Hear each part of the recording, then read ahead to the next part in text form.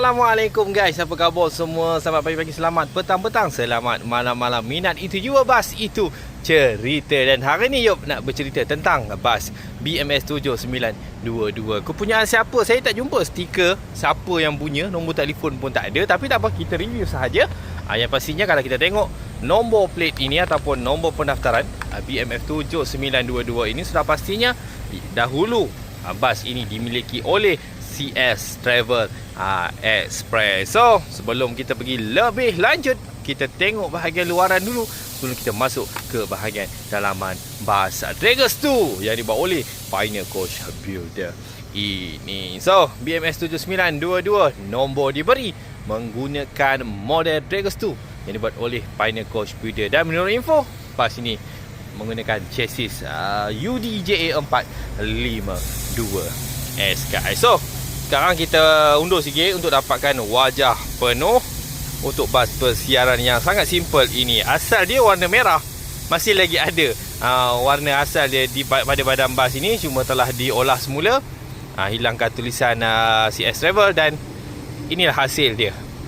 Warna putih, hijau dan warna asal sebelum ini iaitu warna merah, dan corak ada sedikit corak daripada bas corak bas CS Travel. So, jom kita pergi pelan-pelan. 44 penumpang sekarang ni. Corak yang ni saya katakan corak yang masih lagi diguna pakai. Okey, ring cap yang berkilat belakang, tertulis bas persiaran.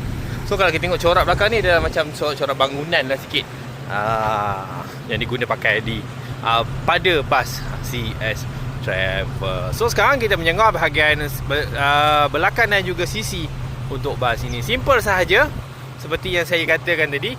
Dekat belakang pun tak ada nombor telefonnya. Jadi saya nak kata bas ni, kalau siapa nak guna perkhidmatan bas ni, saya tak boleh nak kata apa. Cuma kalau ada owner boleh hadir komen, letakkan nombor telefon guys. Senang.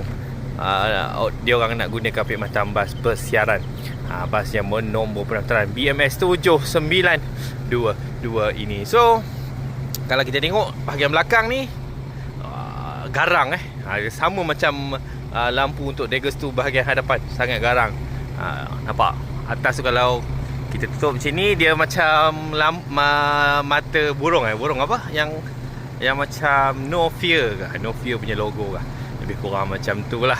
Okey, jom kita keliling. Simple saja review kita kali ni, sebab bas ini terlalu simple untuk di review, sebab tak ada nombor telefon dan pun semua kan. Kalau ada nombor telefon boleh kita bagi tahu.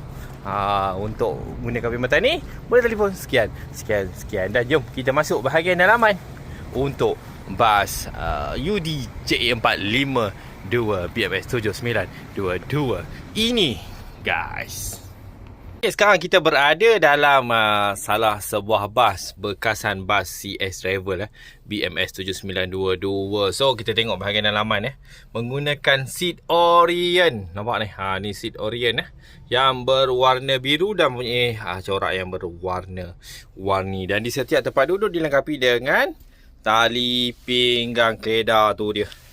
Kita tarik angkat jap. Okey. So, macam biasalah, jangan lupa klik kalau tak klik, nanti kalau ada penguatkuasa datang, nampak tak pakai, RM300 melayang guys. Macam tu. Okey. So, Yop malas nak ke depan sebab lantai basah. Sebab Yop pakai kasut ni sekarang memang dia akan meninggalkan kesan. So, Yop zoom saja daripada jauh. Seat yang dibuat oleh Orient, nampak tu. Orient, dan ada cap Pioneer kat situ, Pioneer Coach Builder. So, seat yang belakang saya tak pasti. Yang ada 4 tu saya tak pasti menggunakan seat apa guys. So, bahagian atas ada luggage compartment. Luggage compartment yang bertutup.